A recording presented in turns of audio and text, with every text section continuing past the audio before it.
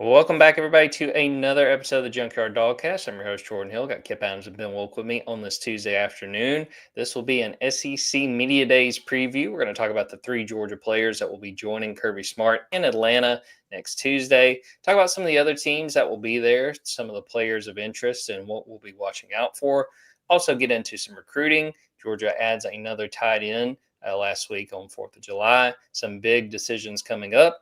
Talk about some other stuff. Asa Newell, a big award for a Georgia women's tennis player, and all kinds of other fun stuff. So stick around if you're watching us live. If you're watching on YouTube, please subscribe to Dogs 24/7. Should be a action-packed show, and we're going to get it going.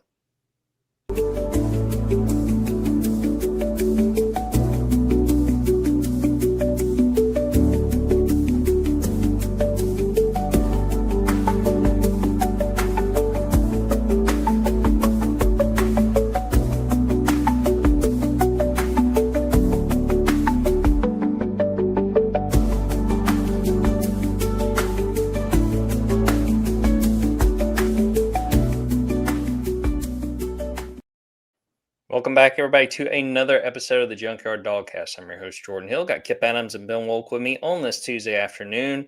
Another action-packed episode of the Junkyard Dawgcast. We're going to spend the majority of it talking about SEC Media Days that will be coming up next week. We know the three Georgia players who will join Kirby Smart there. We'll talk about that. We'll talk about the other teams, the other players that will be there, what we're watching out for, what we want to learn over the week in Atlanta. Also going to get into recruiting. Georgia has added another talented tight end since the last episode we recorded. Some big decisions ahead where Georgia may wind up adding even more to its 26 class. Some other stuff later in the episode about a couple of former Bulldogs and some accomplishments that they have had. But I want to start here, guys. You guys did the Stay Woke without me last week. So give me a little bit of grief for going on vacation, but you guys have to understand, I knew what was on the horizon. I knew what Team Jordan and the predicted commit was going to turn into. And man, I was just sitting back and counting those commits. And Ben, I don't know if you're sweating when it comes to that competition, but it's at least gotten a whole lot more interesting in the last week or so.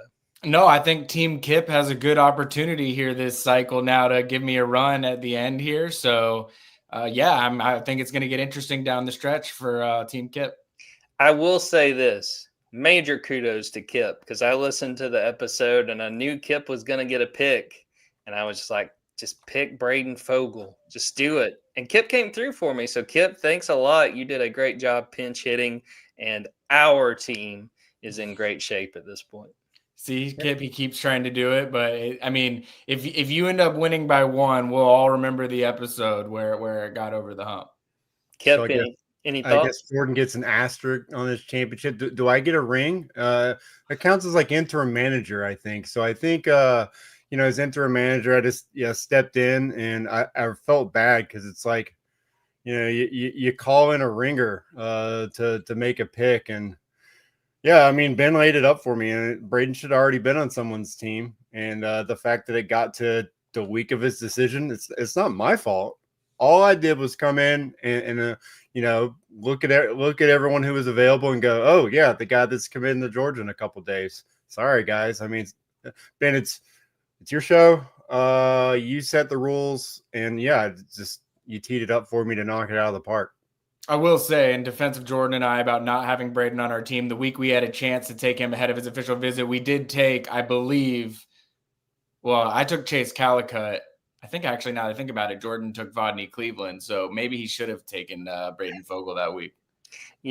Whatever happens, if we wind up winning this with a little bit of help from Kipp, we're going to do like Louisville basketball. We're hanging a banner no matter what.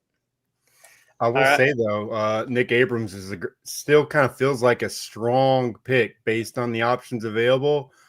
You might come out still looking fairly decent, but I like where we're at right now. I think team Kipp / Jordan feels pretty good right now. All right, let's get into what will be the brunt of this episode, and it's talking about SEC Media Days, which will get underway next Monday in Atlanta down at the College Football Hall of Fame.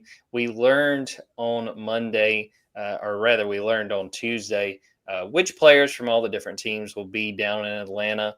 We learned for Georgia, that will be quarterback Gunnar Stockton, linebacker C.J. Allen, and cornerback Dalen Everett. And I want to start there and get y'all's thoughts on those three guys. And I'll say I was a little pleasantly surprised that Gunnar Stockton gets the nod and has a chance to go represent the team along with two defensive teammates. But Kipp, what do you think about it being Gunnar, CJ, and Dalen, and the fact we'll get to hear from them down in Atlanta? I'll start with CJ Allen. I thought he was a lock to be on, one of the three player representatives. Probably, the guy that is going to have the most on his plate on this defense. A leadership role, but also just a production role. He's been a guy that's basically been a 2-year starter, played a lot of football, and is kind of the face of what everyone thinks is the next crop of NFL prospects on that team. So he makes sense. And same thing with Dalen Everett. It feels like, as a cornerback at Georgia, you take your first year as a starter, you take your licks because you're getting all the passes throwing your way because they have a lockdown established corner on the other end. And then you step into that role yourself. And that's exactly what Dalen Everett did last season for Georgia. And then he comes back as a top cornerback prospect and a guy that now Georgia fans are excited about, and they've seen him grow in the program. He makes a lot of sense. Gunnar Stockton, sure. It's interesting. I think you look at this as, okay, Kirby, I guess now we can establish who our starting quarterback is for this season. Kudos for you for just going out on a ledge and just telling us now so we don't have to spend all, the entire week asking who will be your QB1 right now. But I also think it's just great for just putting him out in front and saying, this guy has been a leader in our program all off season. He is, beloved in the locker room. We told you guys when he was going into his first start, we were all behind him. Now, the whole program is behind him as the face of the program for 2025. And yeah, I think maybe the SEC said to every program, like, if you can, send one of your quarterbacks, because 11 of the 16 programs sent quarterbacks. And you look at it, I find it more interesting that kind of the 5 that didn't, Alabama, Kentucky, Missouri, Tennessee, Texas A&M. I don't think any of those programs have quarterbacks who are considered maybe the top 8 in the conference. So that was the most fascinating part for me, was who didn't bring a quarterback. But it is good just to see that Georgia is fully behind Gunnar Stockton as its starter, as they should be. Kipp, you hit on one of the big things for me, the fact that so many of these teams are bringing quarterbacks. And I feel like just looking back on past years, it was sort of rare that a team would send their quarterback. And even when guys were sort of entrenched, it would wind up being an offensive lineman, a defensive lineman, and like a DB. So I do kind of think you're onto something, that maybe the SEC sort of encouraged that. And I do sort of wonder too, just like in the time that we're in, if teams understand that this is good exposure for these quarterbacks in a time where we're talking about NIL and revenue sharing. And, I go back to spring practice for Georgia. There were times they were giving us 6 or 7 guys a night to do interviews. And I do kind of think that exposure's a piece of the puzzle. So, I thought that was interesting. And I can already tell you too, I'm sure when we have a chance to sit down with Kirby Smart, somebody's going to ask him about Gunnar Stockton being the starting quarterback. And I have to imagine he's still going to play it close to the vest and say, we're going to have these guys push each other. But, I've been pretty confident all along that Gunnar will be the quarterback. And I don't read a ton into him being picked, but it doesn't make me feel any worse about saying that he will be QB1. Ben, what do you think of these 3 players, and just overall thoughts on what we might hear from them? Well, I'll echo what Kipp said. I think CJ Allen was the one surefire. He was going to be on this list no matter what. We were kind of doing the exercise. Georgia usually takes 1 on offense and 2 on defense, or 2 on offense and 1 on defense. So it was like, all right, if CJ Allen's a guarantee, it's probably going to be 2 on defense, 1 on offense. And on defense, I think Dalen Everett and Christian Miller were the 2 other names that we had brought up. It's like it's probably going to be one of those 2. Kirby Smart loves guys who just don't say a whole lot, and Dalen Everett definitely fits more into the category of not going to say a whole lot compared to Christian Miller, who I'm sure would have been a fan favorite out there at SEC Media Days. So not surprised at all on Dalen Everett. Also, just I know we've done this before, but can we just give a moment to Dalen Everett and how far he's come, that he went from a guy that people were just ragging on every single game, anytime someone would make a catch against him, to now he's Georgia's SEC Media Days representative. Kind of a crazy turn of events, I feel like. Not surprising, I don't think, from any of our perspective, just in terms of what was capable of him, but tells you a lot about where he's viewed in this defense.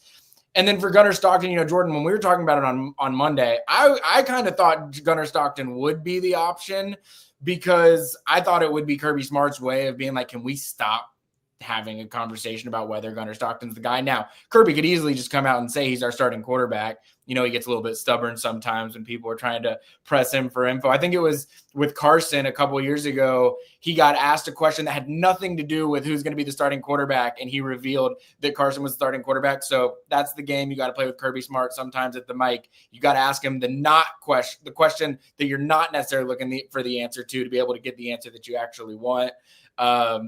I think it makes sense. Gunnar Stockton, also very much someone you don't. I think it was, him, Drew Bobo maybe would have been a good candidate. Oscar Delp, I think, would have been a good candidate. I think Gunner's the one least likely to say anything provocative out of any of them. And, Kipp brought up the point about it. I think with Drew Bobo, it's like he's going to get a lot of questions about his dad that you just don't want him having to sit there and answer. Gunner will have to answer him probably, but he's the quarterback, comes with the territory. I think it's good. I do think that we still need to ask Kirby Smart right off the bat. Gunner's here. Does that mean he's the starting quarterback? And then ask Gunnar Stockton, are you the starting quarterback? Just because I want it on record and it's said so that we can put it to bed. I mean, I think it's pretty obvious. He was the starting quarterback in the bowl game. They didn't get a transfer over the top of him. They're bringing him to SEC Media Days. Gunnar Stockton's the starting quarterback. I don't even think it's really a conversation yet. Here we are, still having it. The thing with Gunner, when you look at him in like this media day setting, I do think he's a guy that's just going to be comfortable being himself. I mean, I think he's a guy that's not going to feel a lot of pressure and act like he's somebody he's not. So I do think that'll be interesting to watch him. And yeah, Ben, I might try your strategy of just straight up first question of Kirby is Gunner the starter. It'll set the stage for a fantastic 15-20 minutes. He'll be chipper. He'll be so helpful. It'll be great. I mean, I think if we're being real, like if you can just be funny about it, I mean, it's like Gunnar Stockton's here. He's obviously your starting quarterback. Like, I think Kirby Smart knows that he's going to be asked about Gunnar Stockton being his starting quarterback. That's why he's bringing Gunnar Stockton with him as his quarterback for this event, which, I think 11 quarterbacks in the SEC are going to be there. Probably eliminates conversation that you don't want to have by just making your quarterback one of the representatives there. What do you want to learn from these three players and Kirby Smart next week? And I'll throw out some of the things, starting with Kirby. Injury updates, I think the biggest one right now is Roderick Robinson. There's been some film out there of him working in the off season, off the field, getting some training in. Brett Thorson will be a big question. It sounded like back when we talked in the spring, they were sort of looking at that first game, that sort of being the area where Brett could come back from that knee injury he suffered in the SEC championship game. Elsewhere, team motto feels like this time of year is usually when Kirby kind of rolls out whatever the motto is going to be for this team. As far as the players, it'll be interesting with those two defensive guys to hear their perspective on what they've seen from Gunner. Because, again, as we've covered in this episode, we feel really confident he's going to be the quarterback, how he's handled that. And also, like a guy like C.J. Allen, just talking about being a part of that insanely deep inside linebacker room and what that's been like and just the talent they have there. Kipp, is there anything in particular you want to learn from this group and some of the questions you'll be looking out for next week? As far as the question I'm looking out for, I want to know, will the narrative around Gunnar Stockton and his aura change when they find out his truck is newer than Ben's eyesight? I think that's going to be probably something that gets written about a lot more than anyone's talking about right now. Is that going to change people's opinion of him when they find out that, again, NL's taking care of him? He's not, running the old pickup truck anymore. I'm just curious because that's kind of everyone gravitated towards him because that's his whole personality. He's not worried about things like that, but he's going to get asked about it all week. There's going to be so many questions. So I want to see what overall people's opinions are of Gunnar Stockton coming out of the week, because he is by far the biggest unknown with Georgia's program going into this fall. And it's been a while since we really didn't know what to expect at the quarterback position for Georgia. So at the same time, what did you learn from, a humbling college football playoff loss? I mean, your first foray as Georgia's quarterback, you were playing the Texas defense and the Notre Dame defense. I mean, that's going to be as tough as it gets, but at the same time, that's exactly what is going to be needed of you if Georgia's going to get back to a championship. So fascinated by that. I want to see what Gunnar and Mike Bobo have learned and what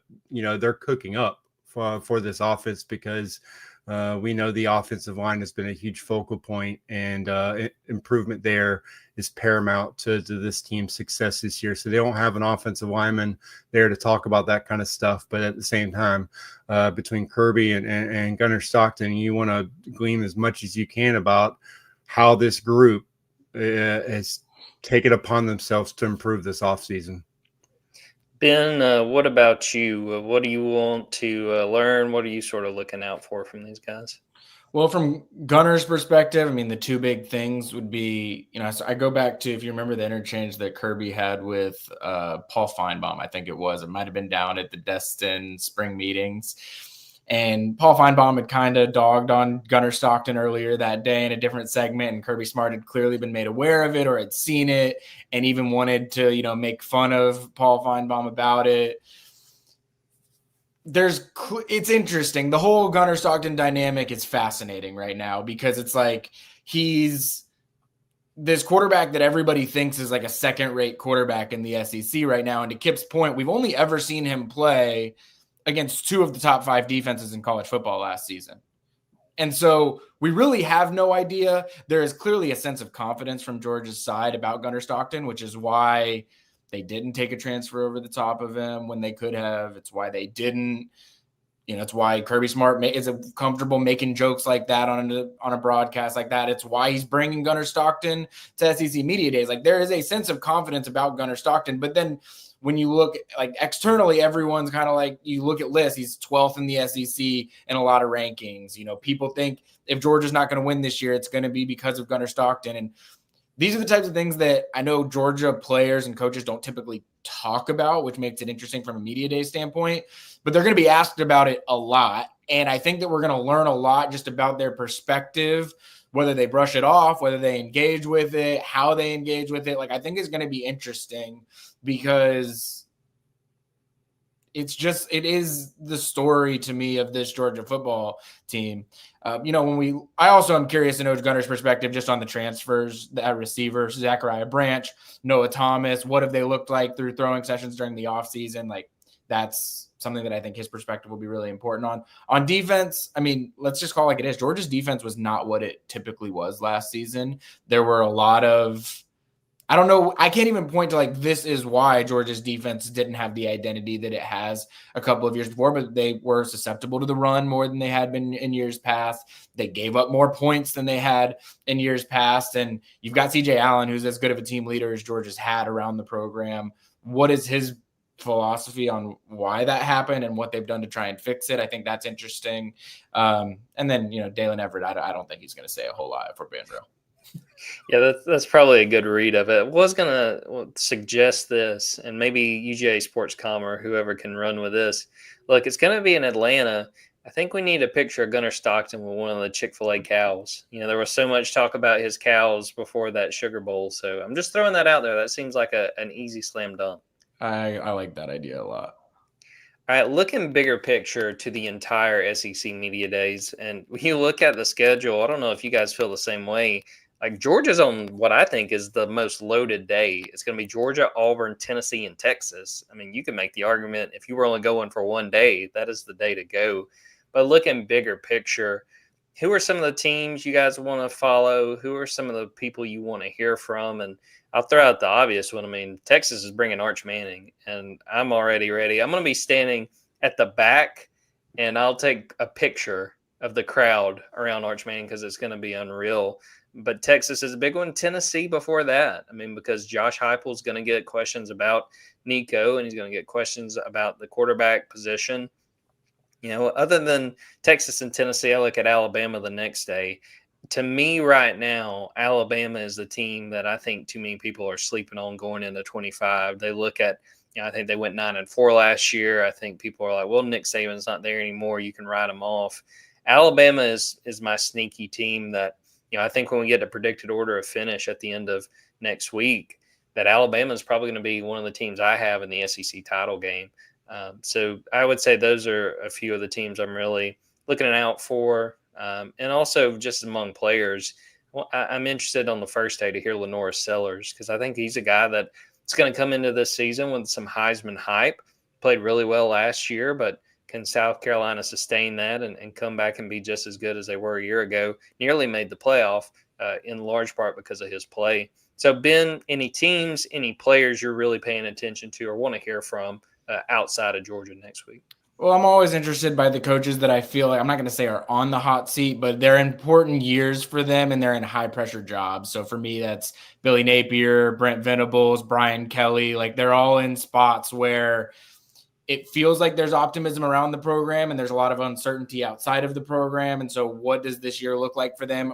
Not that you can glean too much from media days, but you can get a certain sense of confidence around the way that coaches talk about certain things and maybe where they try and, compensate with overconfidence in certain areas where maybe they shouldn't. Like, you can pick up on some of those things. So all three of those guys, I'm just sort of fascinated to hear what they have to say. On the Florida side too, I mean, they're bringing DJ Lagway after he didn't do a whole lot in the spring because of injury. He's going to get a lot of questions about his shoulder or whatever it is. So, from a Georgia interest perspective, I think how he's progressing and how he's I think DJ Lagway will dictate whether Florida is pushing for a playoff spot like they think that they can, or whether they are, fighting for bowl eligibility like they have the last couple of years, and they're probably looking for a head coaching change. And so, DJ Lagway, a sophomore quarterback, you don't see a whole lot of that necessarily at media days. So interested to hear what he has to say.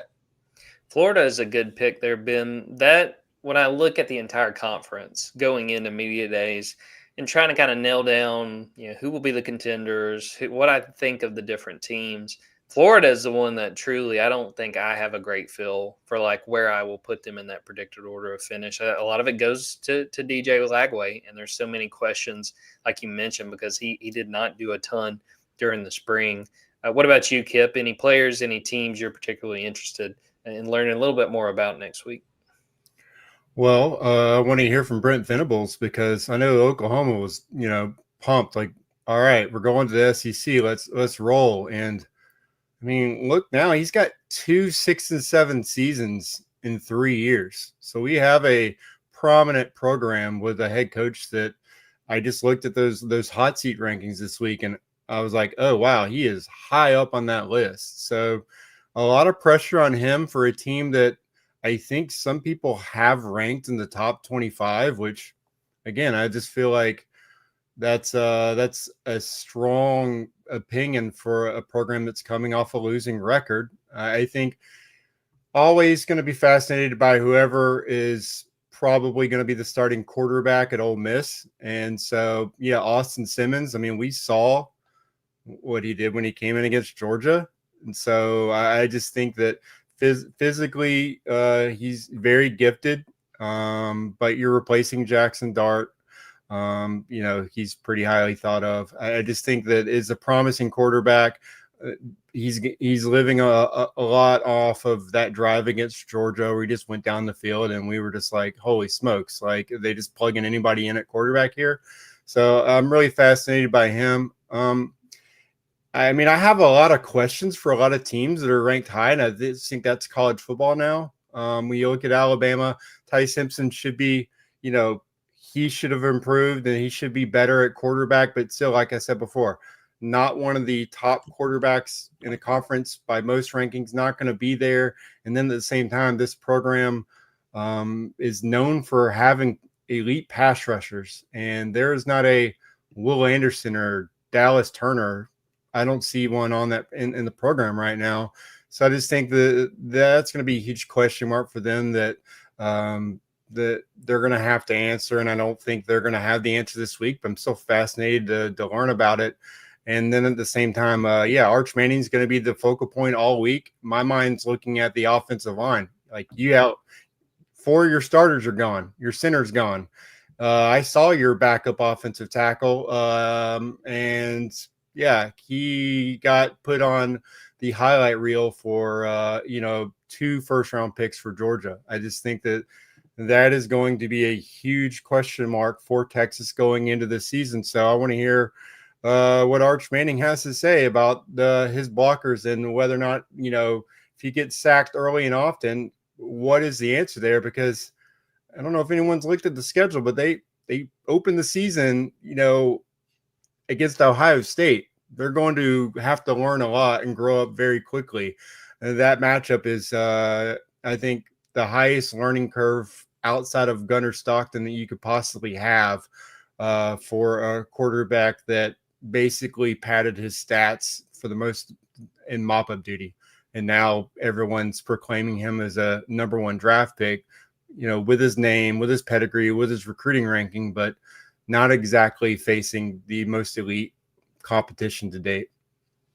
Kipp, I don't know if you brought it up or not, but Xavier Sorey being there as well, I think is really interesting. I just was going back and looking at his recruiting class, and it is crazy. He was in that Georgia recruiting class with Marius Mims, Smile Munden, Tyrion Ingram Dawkins, Brock Bowers, Kamari Lassiter, Javon Bullard.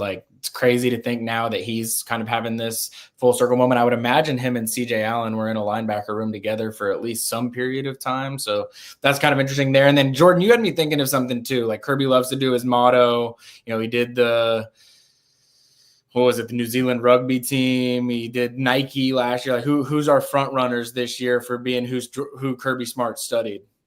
Man, I don't know if I've got an obvious pick. I hope he's not studying the Atlanta Braves at all, or it's going to be a long fall. But I was thinking, he could study the Philadelphia Eagles maybe, and then just come to the determination his own players is what he needs.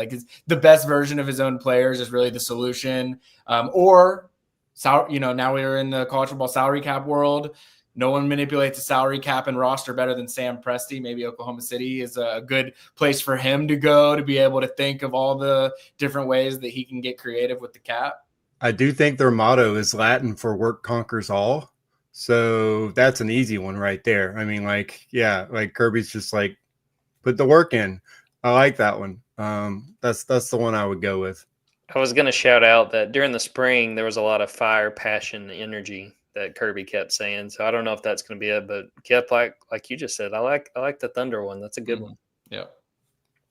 Make sure and stay glued. Next week, we will be in Atlanta for SEC Media Days. Keep an eye out on Tuesday. I imagine Tuesday afternoon, we will do a live episode from what we learned about the Bulldogs after they took center stage. But we're going to take a quick break. Before we do that, I want to plug 30% off at Dogs 24/7 or just $1 for your first month if you sign up now. So please take advantage of that. Getting ready for football season, and we've kind of joked about it off air. Really, next week is the beginning of the end of the off season. That's sort of that milestone. The season's right around the corner. That fall camp is really not that far away. So very much encourage you guys to subscribe and get ready for another wild ride. I think this will be an entertaining season, and we hope you guys will follow it with us over at Dogs 24/7. So we'll take a break, come back, talk recruiting, talk about some good news for a couple of former Dogs, and get ready to wrap up this episode.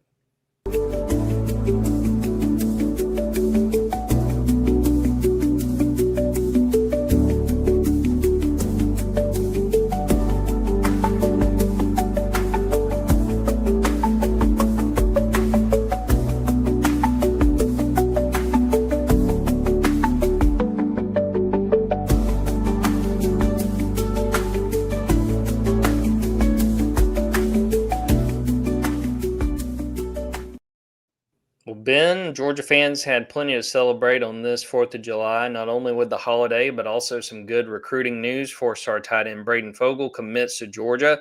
Sounds like it was a very competitive recruitment, but the Bulldogs went out and add another talented tight end to their 2026 class. What can you tell us about Braden Fogel, and how did the Bulldogs wind up winning out here?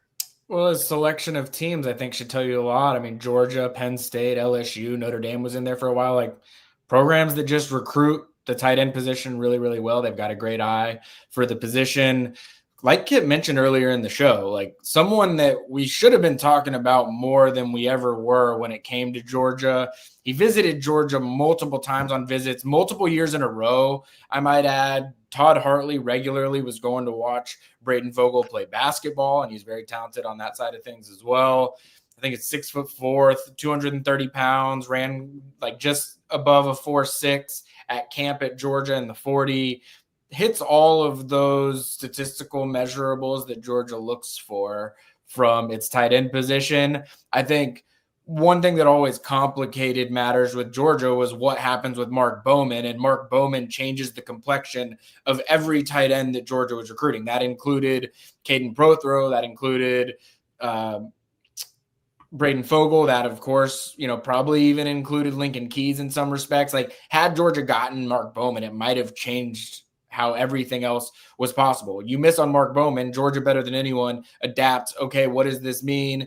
Sort of the Moneyball approach of like, you don't replace Mark Bowman with one guy, but if you've got Lincoln Keys and Braden Fogel and, presumably Caden Prothro, like you're putting together as versatile of a tight end class as you're going to find anywhere in the country. And I think that's what became really important to Georgia, especially once it missed on a guy like Mark Bowman. Braden Fogel checks all the boxes for Georgia. I think that his passion and respect for Georgia shine through in all this too. Like Kipp, I think you were the one that shared with me that like Georgia felt that he loves Georgia, and that matters to Georgia in this day and age. Like when you're thinking transfer portal, when you're thinking who's going to buy in and sit through some of the struggles in the developmental years at Georgia, like you got to kind of have a love and a passion for Georgia itself. That's obviously something that matters to Todd Hartley because he is a Georgia alum. He lives and breathes Georgia as much as anybody on this staff. And so I think that ultimately those types of factors played a big role in Georgia kind of going all in on Braden Fogel. I was asking at the beginning of the cycle, let's say Georgia misses on Mark Bowman. Like you've got Lincoln Keys. Where do you turn? What's the plan? It's like Caden Prothro was always going to be part of the plan because of how different he is from everyone else. But the two names that came up at that point, and this was, back in January, were Moose Ludwig, who ended up committing to Michigan. I think they really prioritized him, and Braden Fogel. And I think that the fact that those were the two names that were constants, like, hey, let's see what happens with those two guys if you can get back into the mix with either of those two guys if you miss on Mark Bowman. And I think that, Braden Fogel's patience paid off, and he ended up where he always wanted to be. Yeah, 6'4", 230 from Mansfield, Ohio, a huge addition for Georgia. And again, it's always a fun conversation of trying to see just which position Georgia is deepest at. And I mean, this is another year where tight end is super deep. And as we'll talk about in a few minutes, it could wind up getting deeper.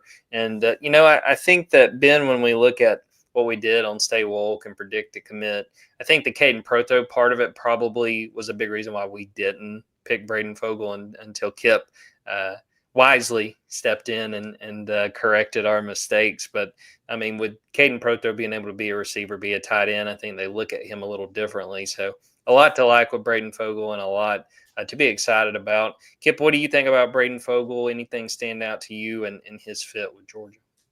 I think the fact that he's willing to come in and work, like Ben pointed out, when you camp somewhere twice, knowing that you don't have to, especially the second time, I think it says a lot about Braden as a prospect, but also, like Ben said, with Todd Hartley and out-of-state players, you got to pass a filter. You have to check enough boxes for where they're comfortable knowing if we're going to commit to you as a player, we need to know that you're going to be willing to make a multi-year commitment to our program and buy into what we want to see from you from a developmental standpoint. Because again, in the NIL and transfer portal era, if you bring in guys out of state and, they don't play a lot as a freshman and they're getting all the responses, all the people in their party are hearing from other programs, they're going to think the grass is greener somewhere else if they're even thinking about that. And again, we just saw that with a guy like Nitro Tuggle, a guy that had a lot of promise, came in out of state, but was immediately looking to the portal when the playing time wasn't there.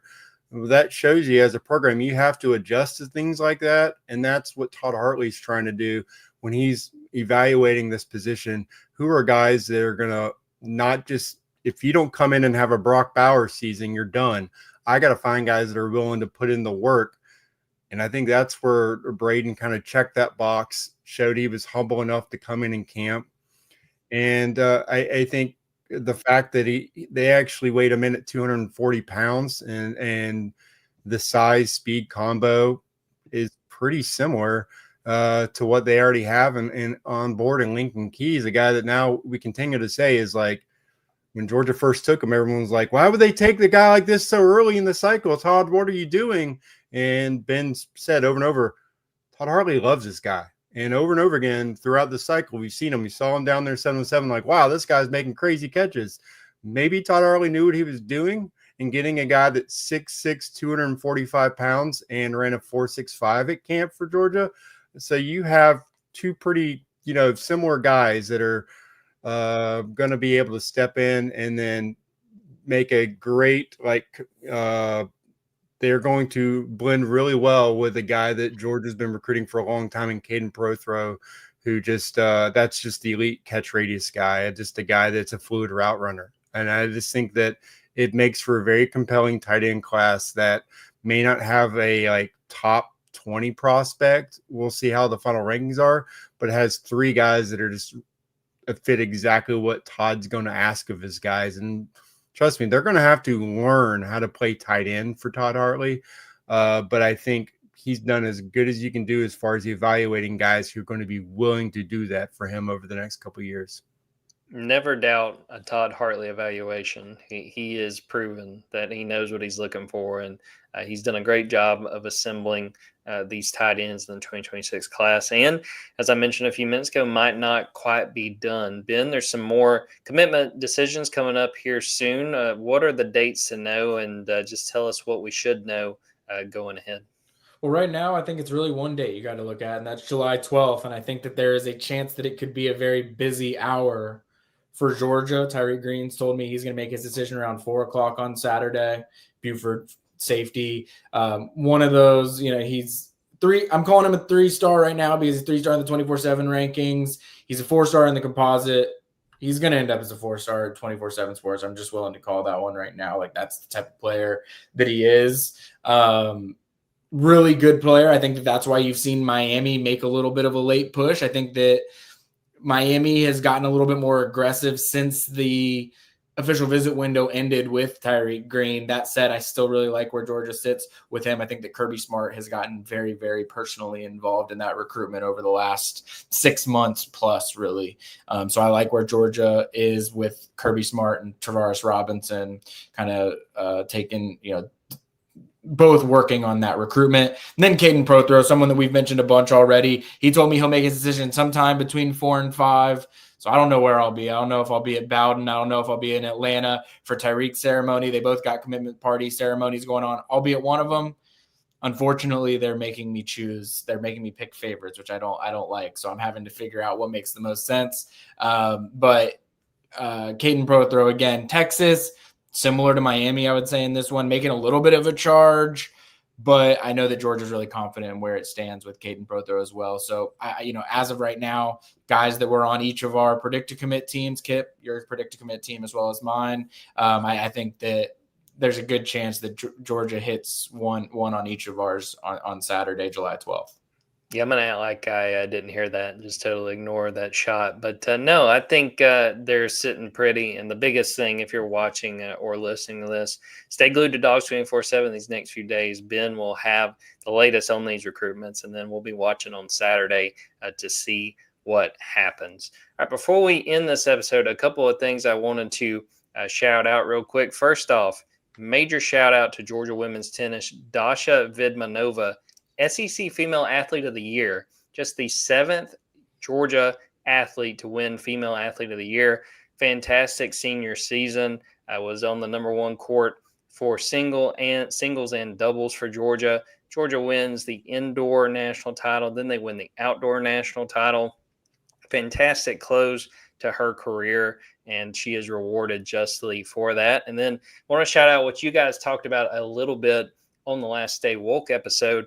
Asa Newell with the Atlanta Hawks. I have not been on a podcast since that happened. Really love that fit for Asa. But the biggest thing that I wanted to point out, Friday, July 11th, 4:30 p.m., the Hawks will get Summer League going against the Miami Heat. You can watch that on ESPN2, and we'll get a chance to watch Asa Newell. He said all the right things from what I've read, talking about taking Summer League seriously and wanting – I think the quote was that he wants to be the MVP of Summer League to really put on a show. So I'll start there, Kipp. What do you want to see from Asa, not necessarily just in this first game, but over the course of Summer League as he gets settled in with the Hawks? Well, he's going to have to make his mark with his defense. I think he's going to have to show he can be a dependable switch defender to earn minutes with the Hawks, but the progression of his offensive game, is he a guy that you can depend on consistently to shoot 3-pointers at the NBA level? I think that's going to go a long way towards maybe not just him earning a role this year, because the Hawks have added some depth in that front court. You get a Jalen Johnson back. You have a Kristaps Porzingis. I mean, that's an incredible duo along with Onyeka Okongwu. So you're probably the 4th big man at best right now, and you're competing with Mo Gay, who's come along a long ways, only like 4 or 5 years playing basketball.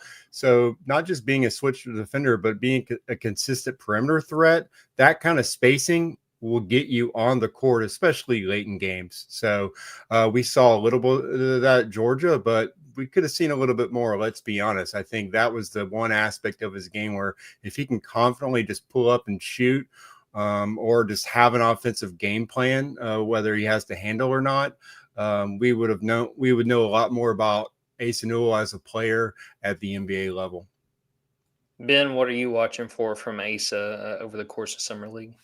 I think Kipp kind of nailed it. I mean, can he be a multiple defender for the Hawks? If so, I think that goes a long way. Can he hit threes? We've seen him hit open threes a lot at Georgia. I think he's actually, because of the nature of how Trae Young orchestrates the offense, he's probably going to have more open 3 opportunities in the NBA level than he did at the college level. Whether or not he hits those, I think will determine whether he sticks around or not. I like him as a piece right now, and I think it says a lot about the Hawks that a guy that could have been going like 15 in the draft, we're kind of just like, yeah, he'll be a piece. Like there's a chance that he could carve out some kind of role. I think that actually says more about the Hawks right now than it does Asa Newell. Yeah, I'm excited to watch it. I just want to see what the Hawks look like. And I'll be honest, I don't follow the team quite as much as Kipp, and I'm sure Ben does. But I want to see how they all mesh together. And I really like the Asa addition and seeing what he's able to do. I wanted to shout out, too, Dakota LaFew with the Orlando Magic, Terry Roberts going back a few years with the Brooklyn Nets, a couple other dogs going to try to prove themselves in Summer League. And I think a lot of folks should be rooting for them and see if they can make their mark. I saw the Dakota one. That was interesting to me. I'm interested to see if he'll stick.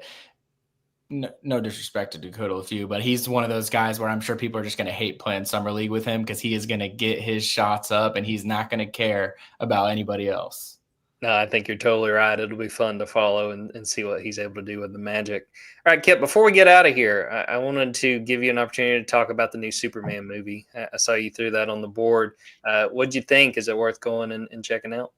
Well, I mean, if you don't like comic book movies, then you're already filtering this part of the segment out and you've already gone about the rest of your day. But if you do like comic book movies, it's been a rough couple of years. I'm not going to lie overall. Most of the movies I would not recommend other people watching. But as far as Superman movies go, knowing that this isn't going to confuse anyone with The Dark Knight, this isn't a Christopher Nolan movie because Superman isn't the deepest character.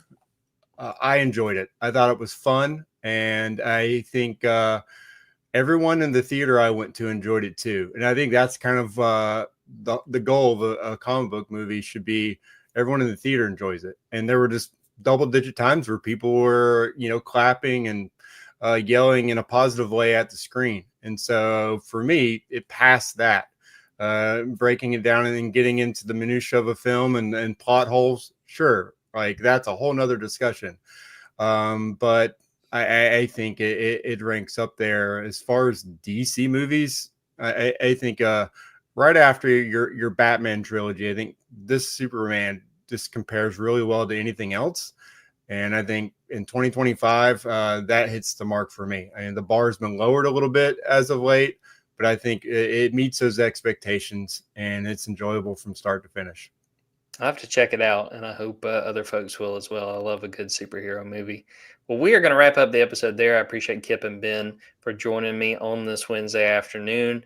Thanks everyone who watched this live, everyone who is watching or listening to it after the fact. Please go to dogs247.com. If you're not a member right now, 30% off for your first year or $1 for your first month. Great setup ahead of SEC Media Days. This is really when all of the information is really going to come pouring in, when we're going to have more stories, we're going to have new intel. This is a great opportunity to sign up. So I would encourage you guys to do that.